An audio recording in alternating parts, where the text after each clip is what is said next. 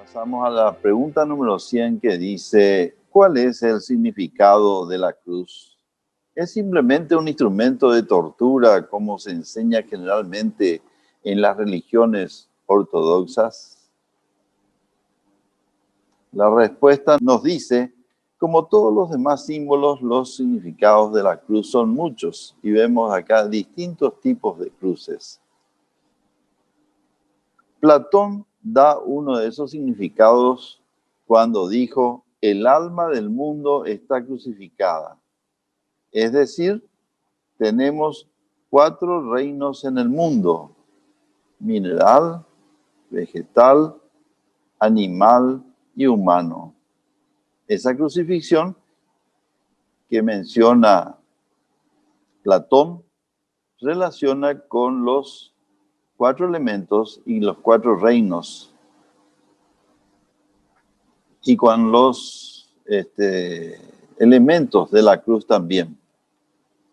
Tenemos que recordar que el impulso del sol espiritual tiene un viaje del este al oeste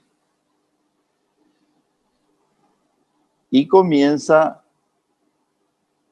cuando una nueva oleada espiritual iluminó a la nación china, y la religión de Confucio la profesan hoy muchos millones de personas.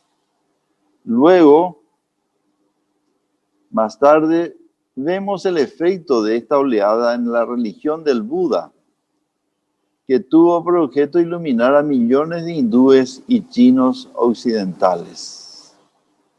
En su curso hacia el oeste, aparece entre los griegos e intelectuales en las filosofías de Pitágoras y Platón. Por último, pasa al mundo occidental entre los precursores de la raza humana, donde toma la forma de la religión cristiana. La religión cristiana no se ha ido abriendo, se ha ido abriendo camino hacia el oeste, hasta las costas del Océano Pacífico, donde se han ido concentrando las aspiraciones espirituales y alcanzarán su punto culminante antes de inaugurar un nuevo despertar más elevado y más sublime en el oriente. El reino mineral anima a todas las sustancias químicas de cualquier clase que sean. Así que la cruz hecha con cualquier material es el símbolo de ese reino, del reino mineral. El madero inferior de la cruz es el símbolo del reino vegetal, porque las corrientes de los espíritus colectivos que dan vida a las plantas vienen del centro de la tierra para el exterior, donde están situados los espíritus grupos y salen en dirección a la periferia de nuestro planeta, al espacio.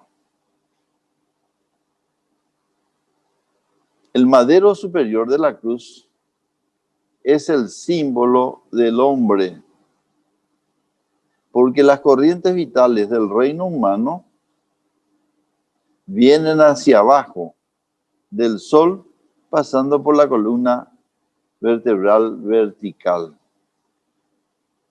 De manera que el hombre es una planta invertida, porque así como la planta toma su alimento por las raíces, pasando hacia arriba, así también el hombre toma su alimento, pero por la cabeza, pasando hacia abajo. La planta es casta, pura y desapasionada, y dirige su órgano de generación, la flor, castamente y sin vergüenza hacia el sol. El hombre dirige sus órganos de generación, llenos de pasión, hacia la tierra. El hombre inhala el vivificante oxígeno y exhala el venenoso dióxido de carbono. La planta absorbe el veneno exhalado por el hombre, nutriendo su cuerpo con él. y devolviéndonos en cambio el elixir de vida, el oxígeno. Una combinación excelente para que pueda darse la vida en nuestro planeta. Muy bien ideado por las jerarquías que crearon todo lo que es nuestro plan divino de existencia. Entre los reinos vegetal y humano está el reino animal con su médula espinal horizontal, que vemos acá que va acompañando en forma horizontal a la periferia de la Tierra. Y las corrientes de los espíritus colectivos animales que pasan por esa médula espinal horizontal, pues dichas corrientes circulan en torno de la Tierra. Por consiguiente, el madero horizontal simboliza el reino animal.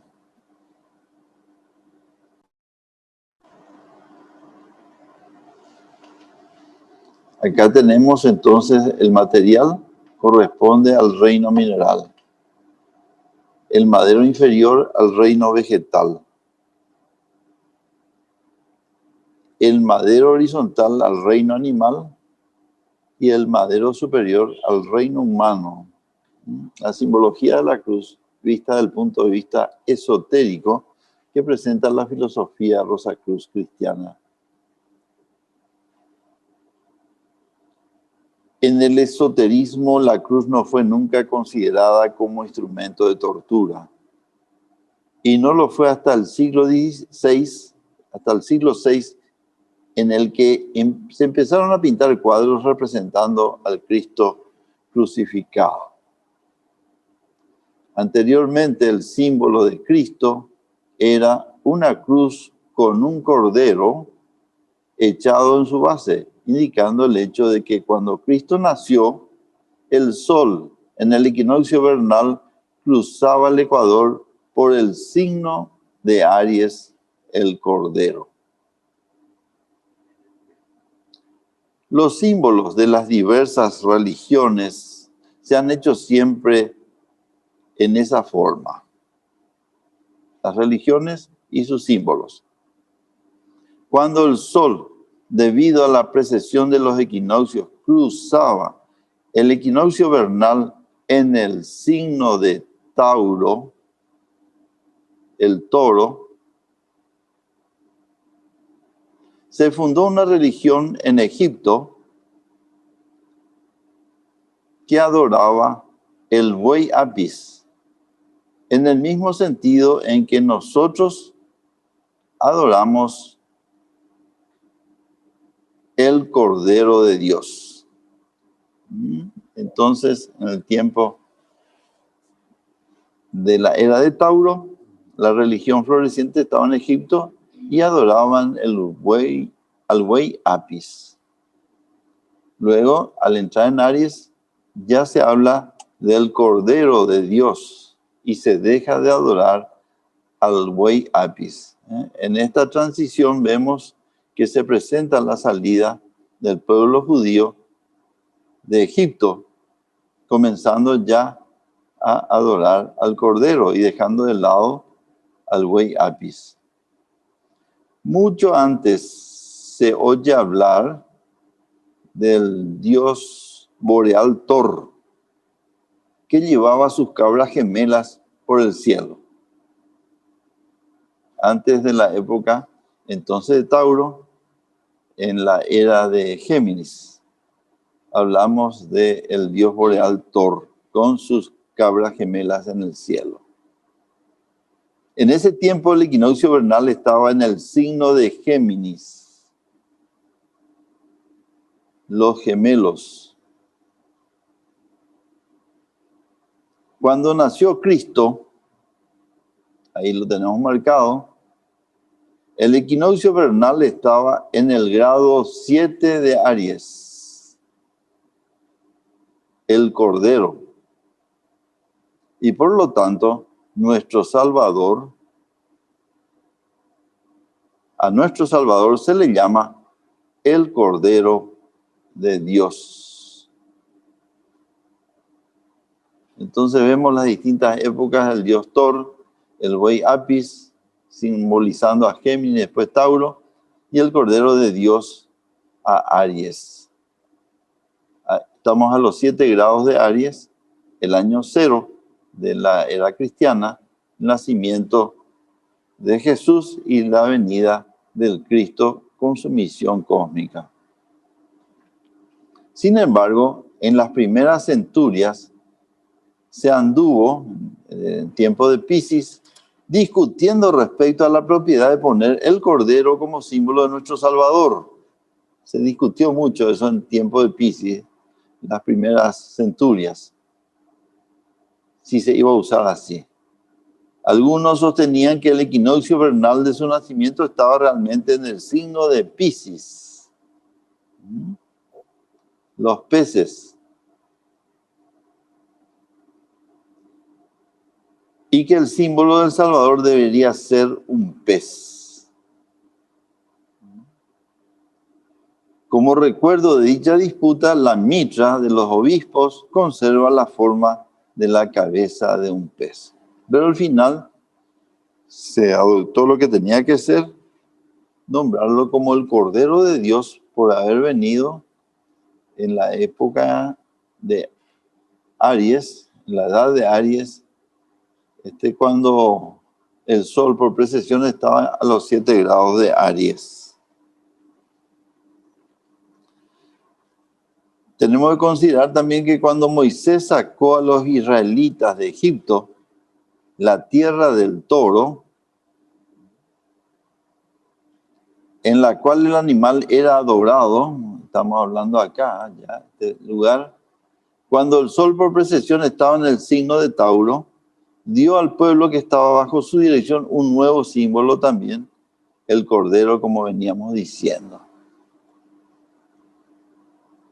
Desde el tiempo en que el sol por precesión pasó a través del signo de Aries, el cordero, ha sido ya una idolatría adorar el becerro de oro, Tauro, o inclinarse ante las serpientes o escorpiones que eran los sacerdotes de aquella dispensación, porque Escorpio es el signo opuesto a Tauro.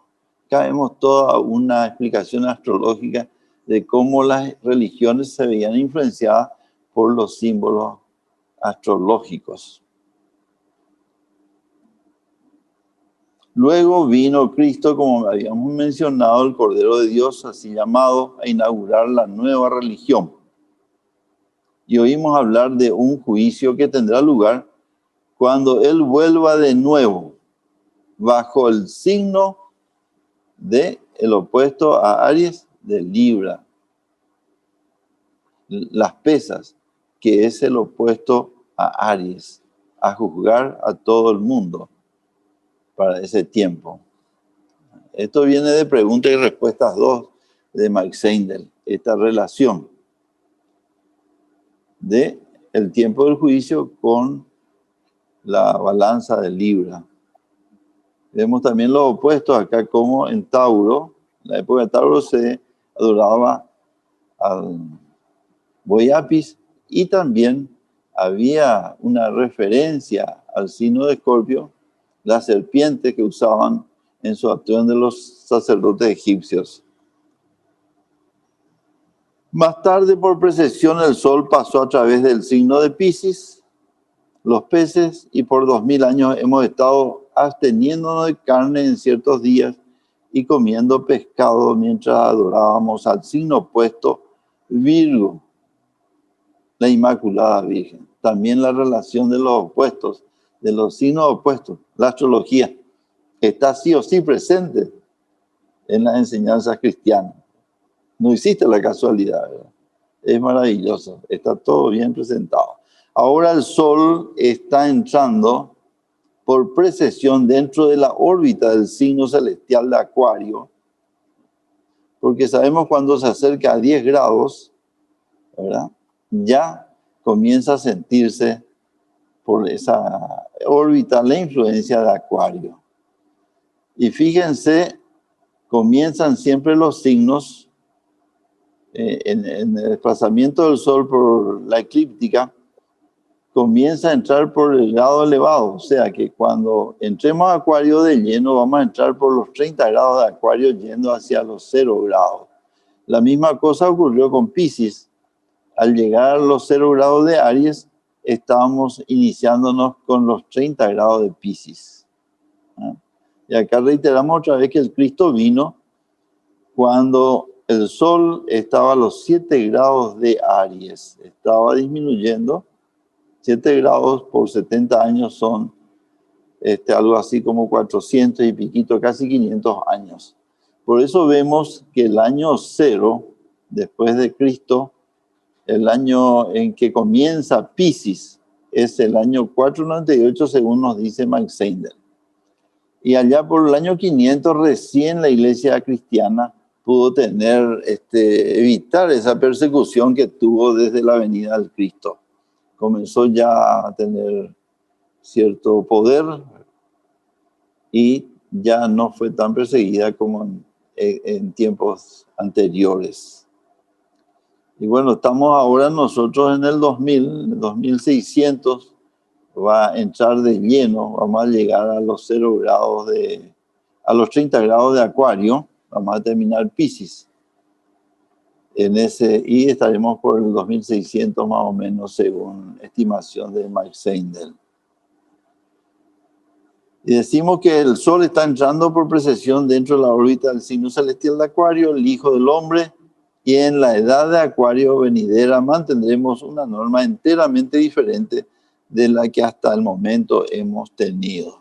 Y bueno, estamos ya recibiendo esa influencia de cómo va a ser la religión de Acuario. Sobre este tema que hace mención al crucifijo, qué simbología tenía la cruz, que hemos visto a los 4 reinos, y también de repente se relacionó con la venida del Cristo en la era de Aries para influir toda esta nueva era que es la era de Piscis, como vimos con su signo opuesto Virgo y la Virgen como un símbolo del ideal cristiano para el desarrollo espiritual. Magnífico esto que nos presenta Max Seidel, la astrología relacionado con lo que es la enseñanza espiritual, todo tan bien coordinado, lógico y muy, muy fácil de comprender a través de las explicaciones de Max Seidel. Ahora pasamos a la siguiente pregunta que nuestro querido hermano presidente nos va a desarrollar. Queridas hermanas, queridos hermanos, continuando entonces con estas 3 preguntas, como siempre, maravillosas. Muy bien, esta pregunta 101 dice así: ¿la misión de Cristo no hubiera podido llevarse a cabo sin esa violencia de la crucifixión? Preguntas maravillosas, por cierto, ¿verdad? Y a continuación vemos lo que le responde Max Seidel. Pudo ciertamente haberse realizado sin la crucifixión, pero era una necesidad absoluta que la sangre fluyera. Hay diversos grados de instructores y requieren diferentes condiciones para realizar su misión. Fíjense que esta respuesta, vamos a decir, está un poco...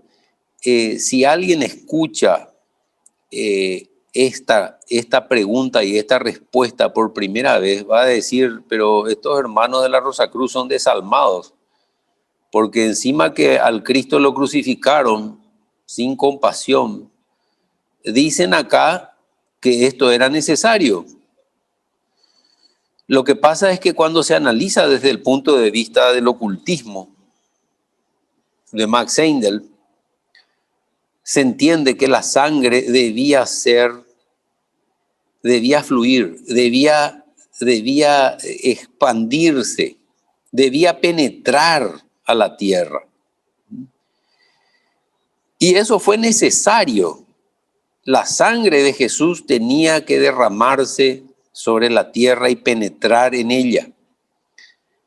Por eso al final también de este párrafo dice, hay diversos grados de instructores y requieren diferentes condiciones para realizar su misión. Es como cuando nosotros estudiamos alguna asignatura en el colegio, escuela, universidad, lo que sea, ¿verdad? Y al comienzo no entendemos. Volvemos a leer más detenidamente y comenzamos entendiendo. Cuando comenzamos entendiendo, ese nivel de instrucción es el primer paso.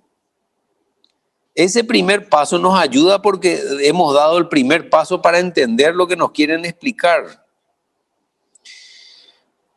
Entonces, dice, se requieren diferentes condiciones para realizar su misión. Obviamente, cuando la misión es más sencilla, ¿verdad? Entonces, las instrucciones son también más sencillas. En este caso era una misión muy especial y tenía que realizarse con el derramamiento de sangre para que esa sangre, como dice más arriba, fluyera. Algunos instructores como Moisés y Buda fueron a una nación y la ayudaron hasta cierto punto, desarrollándose ellos también en consecuencia. Y los dos instructores mencionados llegaron a un punto de desarrollo en el cual sus cuerpos se hicieron luminosos. Por eso, Buda es el iluminado. Se cuenta que el rostro de Moisés brillaba y que tuvo que ponerse un velo. Buda se puso luminoso al morir. Buda el iluminado y Moisés el brillo, ¿verdad? Era el encomendado. Él tenía que recibir las tablas de la ley y presentarlas al pueblo. No nos olvidemos que la humanidad estaba bajo la égida, gravitaba fuertemente digamos, el Espíritu Santo. Y tenía que cumplirse la ley. El Cristo alcanzó ese estado de luminosidad en su transfiguración. Y es muy significativo que la parte más importante de su misión, su pasión y muerte, tuvo lugar después de esa transfiguración. Claro, porque primero fue llevado, ¿verdad? Él llevó a sus discípulos más cercanos, ¿verdad? Y él recibió esa transfiguración antes de ser crucificado.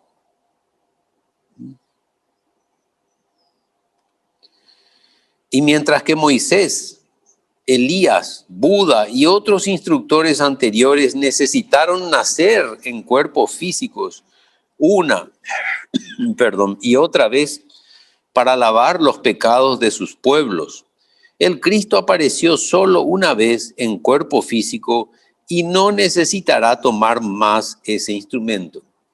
Aquí vemos ya el calibre del Cristo en comparación con los que vinieron antes que él, ¿verdad?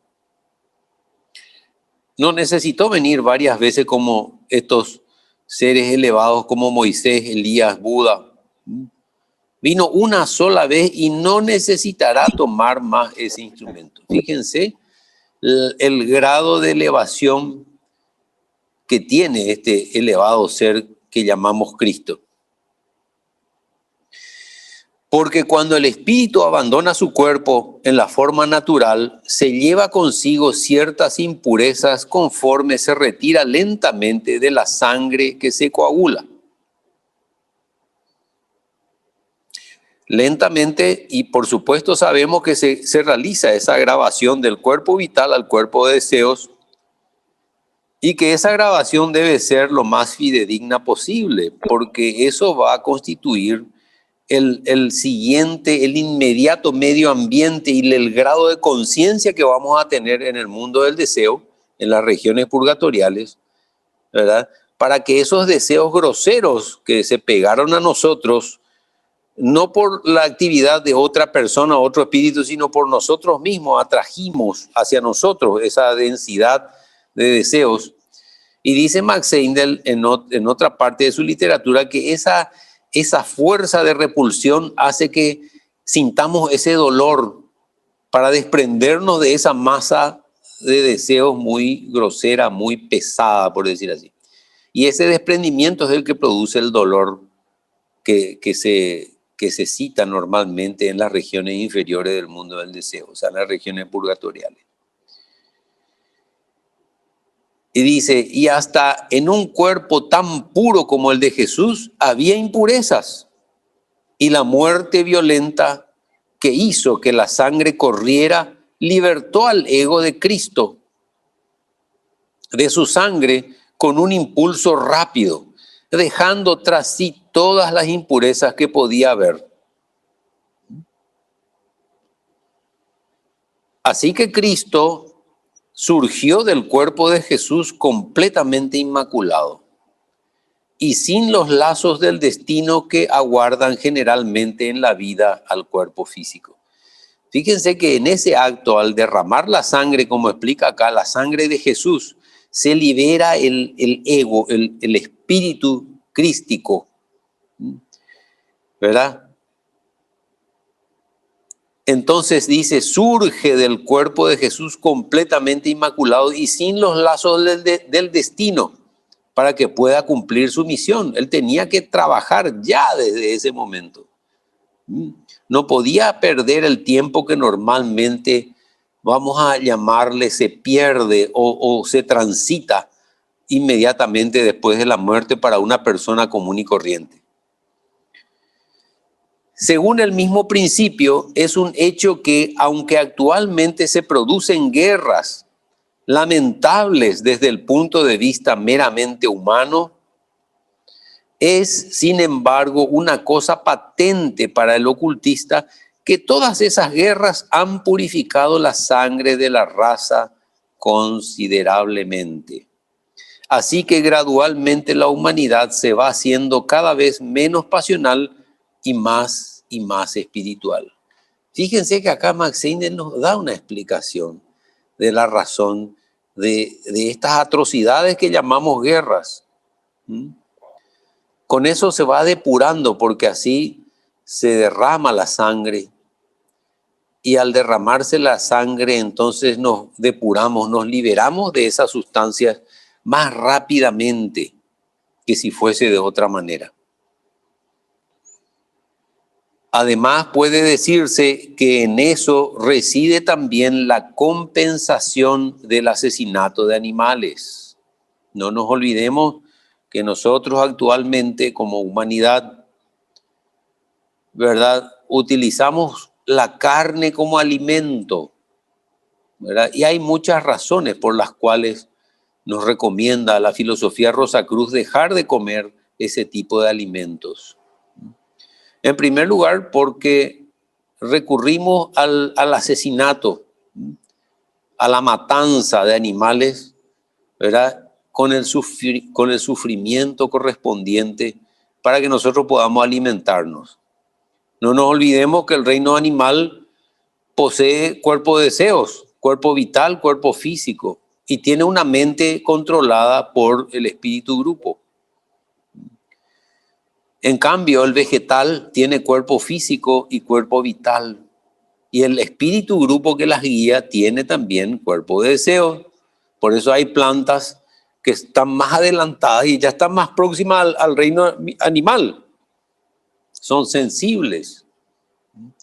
Pero los alimentos de los cuales obtenemos los que seguimos la dieta vegetariana, no siente el vegetal al cortarse, al arrancar la fruta al contrario, ¿verdad? Dice, el espíritu de la tierra siente un gozo porque se le libera de eso.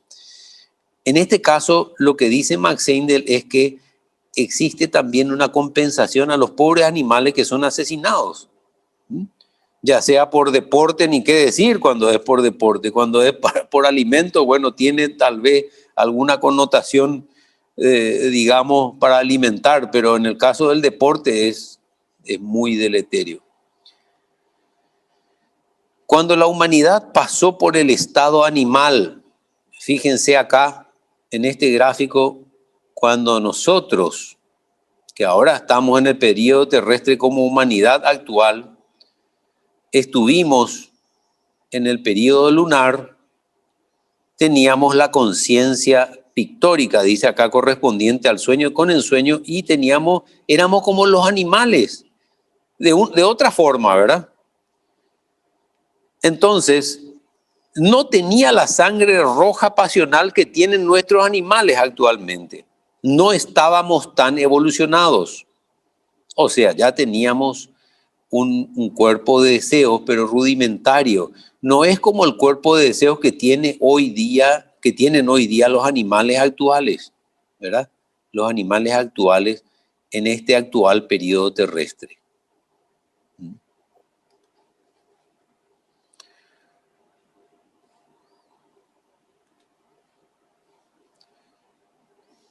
Ahí vemos resaltada, ¿verdad? La humanidad actual que teníamos en el periodo lunar, éramos similares a los animales actuales.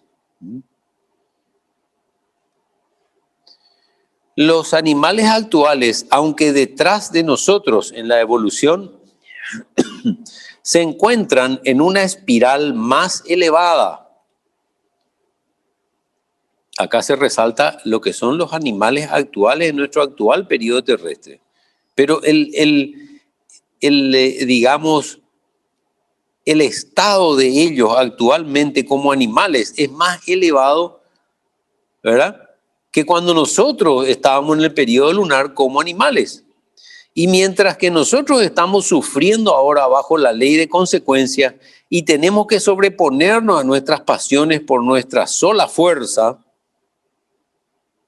o sea, por la fuerza de nuestra voluntad interior, individual, ¿verdad? Ahí se resalta la humanidad actual que somos nosotros. Los animales están ayudados y dirigidos por sus espíritus colectivos, espíritus grupo. Están asistidos.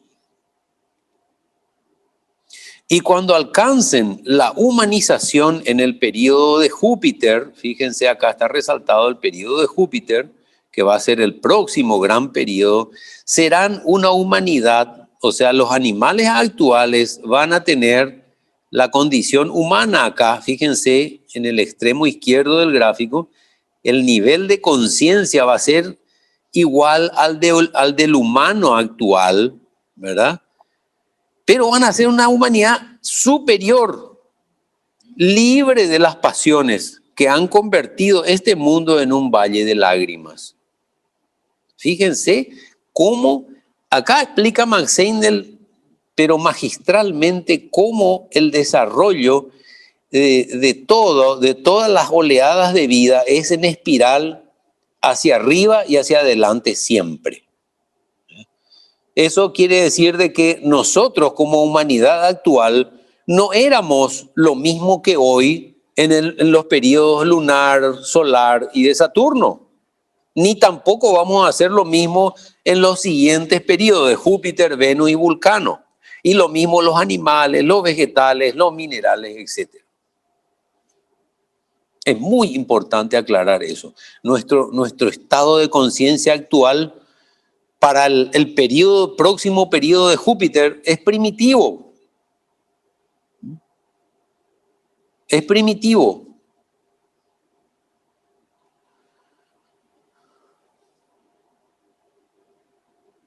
Ahí se resalta el periodo de Júpiter. De esta manera, la naturaleza transmuta siempre cualquier mal que hagamos en un bien superior. O sea que, fíjense, en el gráfico, en la columna del periodo terrestre, fíjense que acá en donde dice, en un cuadro superior al de la humanidad actual, dice, los ángeles actuales nos ayudan a nosotros, la humanidad, ayudan a los animales y ayudan a los vegetales en su desarrollo. Y al ayudarnos a todos estos reinos, ellos mismos se desarrollan también. Así como nosotros también somos asistidos por los arcángeles actuales, ¿verdad? Ayudan a la humanidad actual y al reino animal. Y los señores de la mente actuales también nos ayudan a nosotros. O sea que estamos ayudados por todos lados, ¿verdad? Y a la vez, nosotros como humanidad actual le estamos dando una ayuda muy importante a nuestros hermanos menores, los minerales actuales. ¿Y por qué dirán? ¿Cómo le ayudamos? Y porque estamos aprendiendo a construir con ellos. Ellos forman parte de todo lo que construimos en el mundo físico. Todo, cualquier cosa. Una casa, un barco, un avión, un cohete, lo que sea. Entonces, al convertir esos minerales que se encuentran en forma rudimentaria, mezclados en la naturaleza, extraerlos, convertirlos en materia más sólida, más firme, más homogénea, le estamos ayudando en su desarrollo. Entonces, cuando estos minerales pasen al siguiente periodo de Júpiter, que ya van a tener una conciencia a lo que es actualmente los vegetales, van a ser mejores que los minerales actuales. Y así, los vegetales también van a ser mejores que los actuales. Los animales también, nuestra humanidad también, los ángeles, los arcángeles, etc., ¿no? Y así vamos en una espiral siempre ascendente hacia adelante y para bien de toda la humanidad. Contestando a la pregunta, podemos decir por consiguiente que en el caso de Cristo, la muerte violenta era necesaria, fue necesaria. Él debía derramar su sangre sagrada y ésta debía penetrar en la tierra para que el Espíritu de Cristo tomara posesión del planeta Tierra desde ese momento. Y esto fue y sigue siendo un sacrificio voluntario que Él hace todos los años, porque es un acontecimiento cósmico, no es un acontecimiento que sucedió hace 2020 años nomás, una sola vez, sino que es cíclico. Todas las Navidades, ¿verdad? Nace y todas las Pascuas Él se retira y vuelve a entrar en la siguiente Navidad. Y va depurando el cuerpo de deseo planetario progresivamente, año tras año, incansablemente.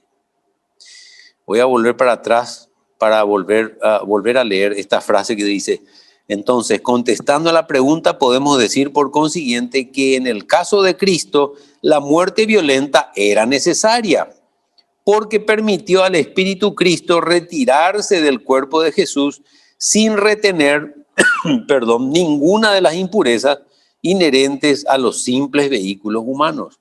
Salió limpito. Entonces ahí pudo comenzar a cumplir su ministerio.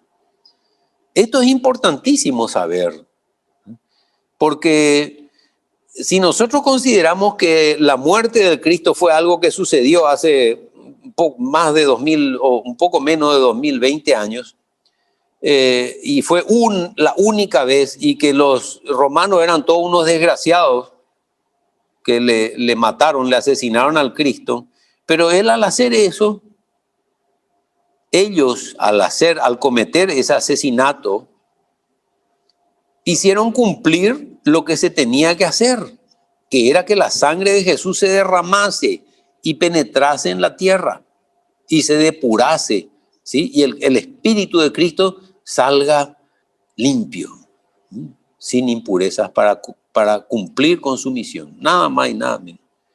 Eso es todo, queridos hermanos. Queridos hermanos, estamos hoy nuevamente en el tercer domingo del mes con preguntas y respuestas. Y cerraríamos con la pregunta 102, que dice, de acuerdo con las enseñanzas rosacruces, ¿cuándo vendrá Cristo nuevamente? Los muchachos siempre están apurados para saber cuándo va a pasar, cuándo va a pasar. Pero la sabiduría dice, calma, hay que cumplir ciertos requisitos y cumplirlos no en apariencia, porque al vecino le podemos engañar, pero a Dios no, porque Él ve dentro de nosotros, ¿verdad? Y la respuesta de Max Seindel dice, en verdad, dice la Biblia, que el día y la hora no los conoce ningún hombre. Y las personas que han tratado de fijar cierta fecha o año para su segunda venida han malentendido completamente la misión de Cristo en la tierra y han hecho papelones a través de los siglos, porque la venida del Cristo está fijada para el 31 de octubre del año no sé cuánto, pum, Cristo no vino, igual que el fin del mundo, desde que yo vivo ya se ha acabado 2 o 3 veces el mundo y yo sigo tomando cafecito, ¿verdad? Quiere decir que este tipo de cosas no pueden tener fecha porque son, vamos a decirlo en lenguaje paraguayo, piloteadas, ¿verdad? Alguno que quiere llamar la atención un ratito y tira así una cosa impactante.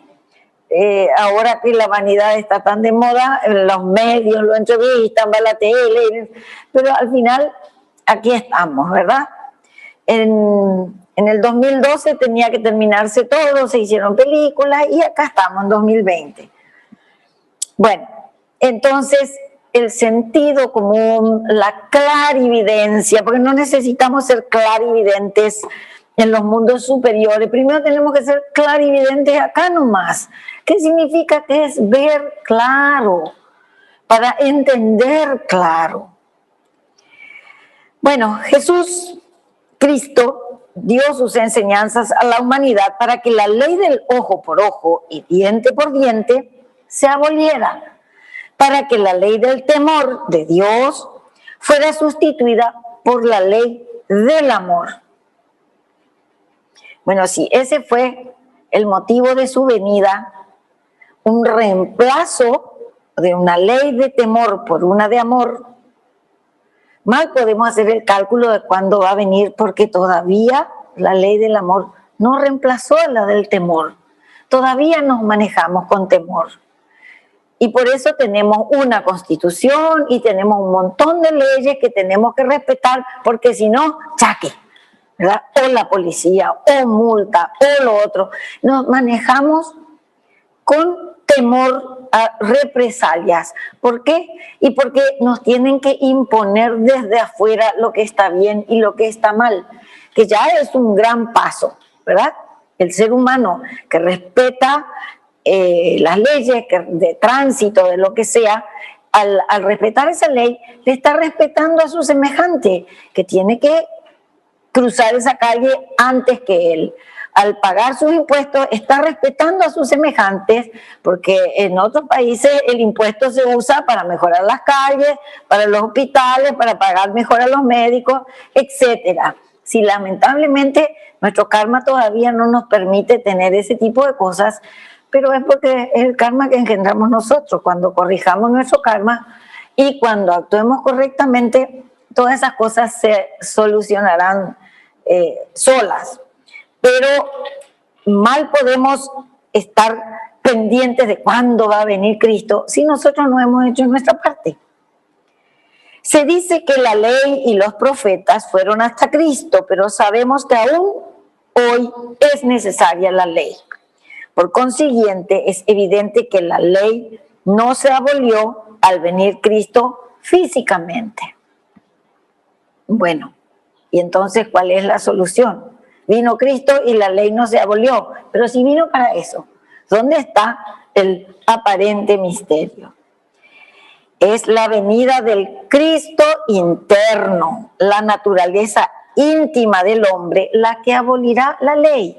Entonces, lo que abolirá la ley es lo que nosotros hagamos desde adentro, Cuando nosotros nos corrijamos como seres humanos, como espíritus virginales, como espíritus emanados de Dios que somos, cuando empecemos a tomar conciencia de ese tipo de cosas y sobre todo de que nuestro semejante es Dios que está dentro de otro cuerpo nomás.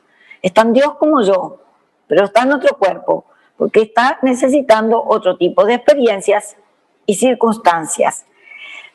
San Pablo habla del advenimiento de Cristo cuando el Cristo se forme en vosotros. Y hasta que el Cristo no se haya formado en nosotros, no estaremos preparados para su segunda venida. O sea, esto de San Pablo evidentemente es el tema que tomó Tolstoy para escribir su libro El reino de Dios está en vosotros. Fíjense que interesantísimo el artículo, decía, cuando Tolstoy escribió este libro ya era famoso y las imprentas, las editoriales se peleaban por editar sus libros, sin embargo, este fue rechazado en Rusia y tuvo que editarlo en Alemania.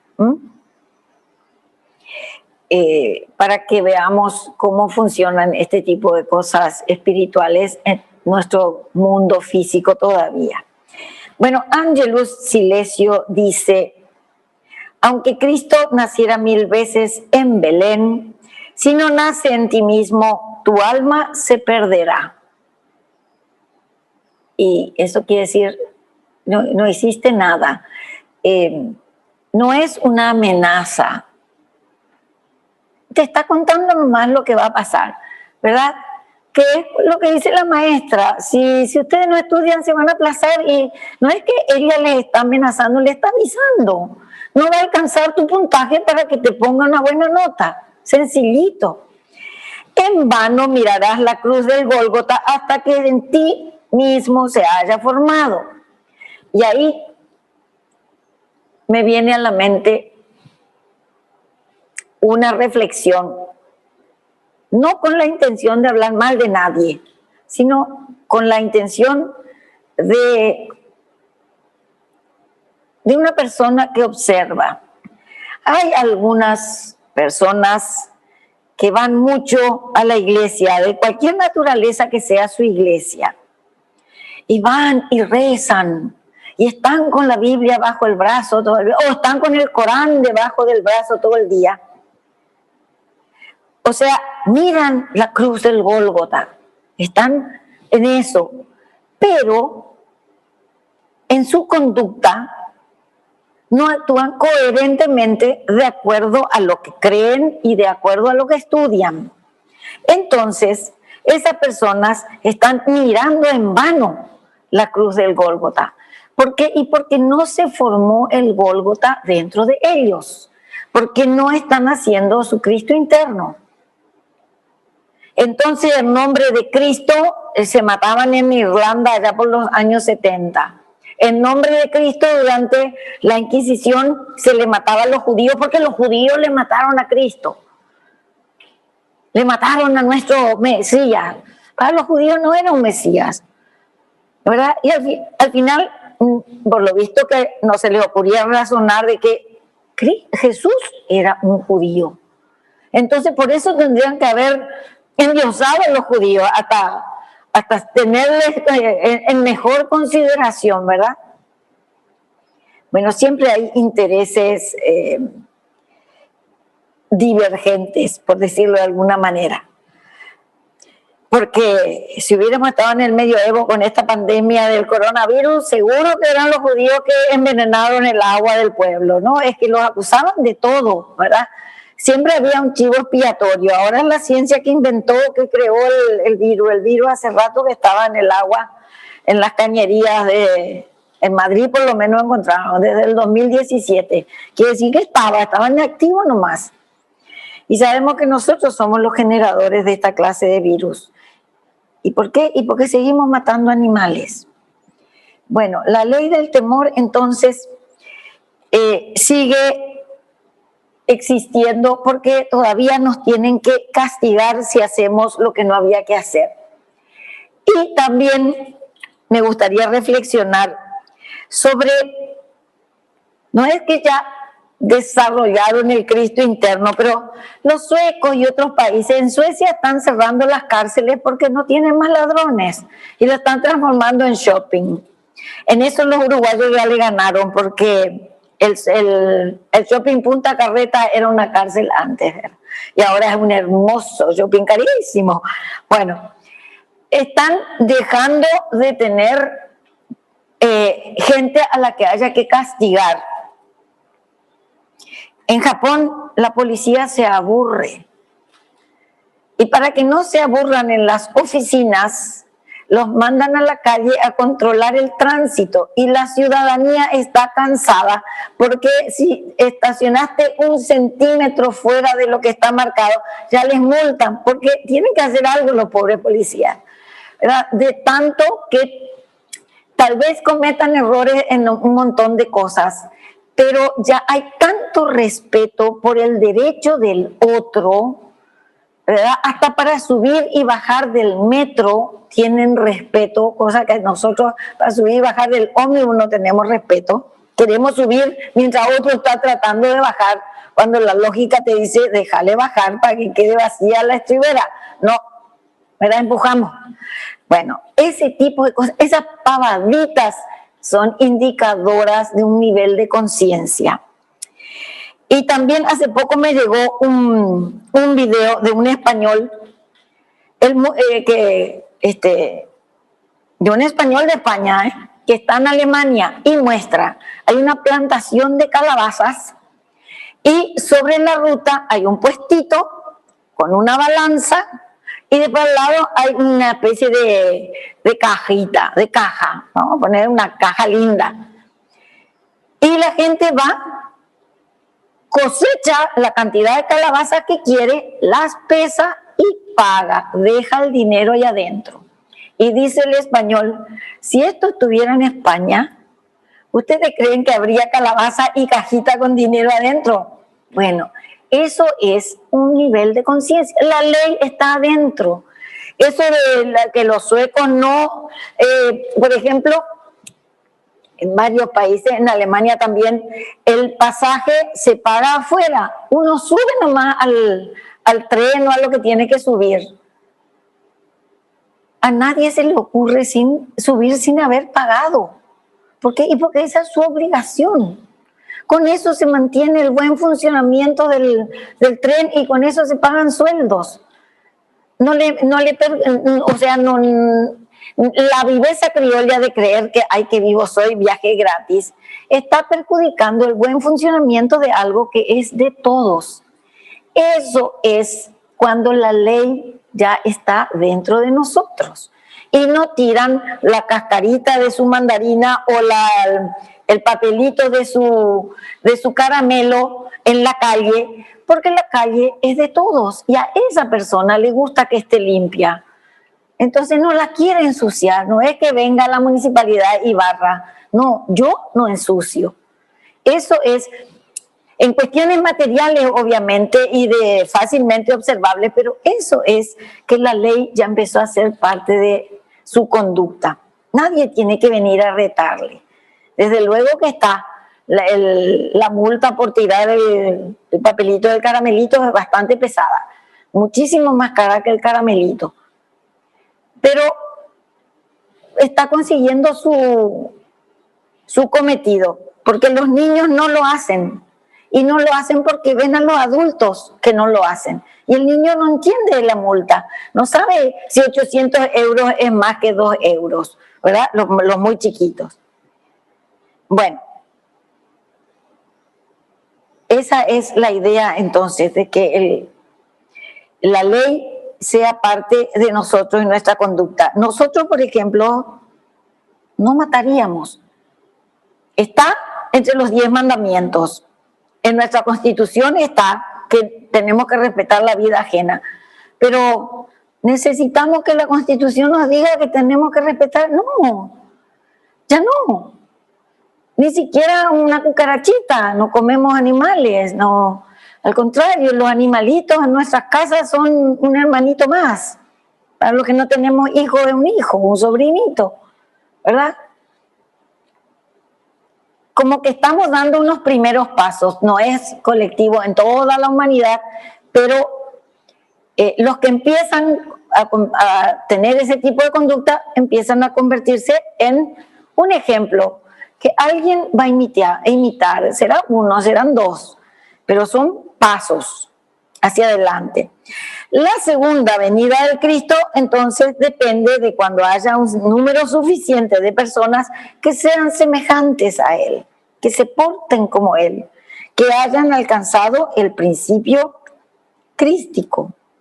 Y entonces, así como dos diapasones del mismo temple vibran juntos, cuando uno de ellos nomás fue golpeado, así también podremos responder a las vibraciones del Cristo, vibraciones que se iniciarán cuando Él vuelva. Pero tiene que haber afinidad con Él, ¿verdad? En la primera venida vino a limpiar el cuerpo de deseos del planeta, no el mío. El mío es mi responsabilidad, pero el del planeta era una responsabilidad colectiva porque entre todos lo habíamos ensuciado. Entonces vino a limpiar ese cuerpo que estaba ya con vibraciones muy, muy bajas, y volverá cuando haya suficiente cantidad de personas que vibren semejante a Él. Por lo tanto, ese acontecimiento no puede calcularse. Cada vez que tratamos de imitar a Cristo y realizar sus enseñanzas, estamos apresurando, facilitando, ayudando a su venida. Luchemos pues. Qué lindo el final de Max Heindel, parece nuestro estilo a la venida pues. Y luchemos pues. Muy hermosa la invitación. Eso es todo. Muchas gracias.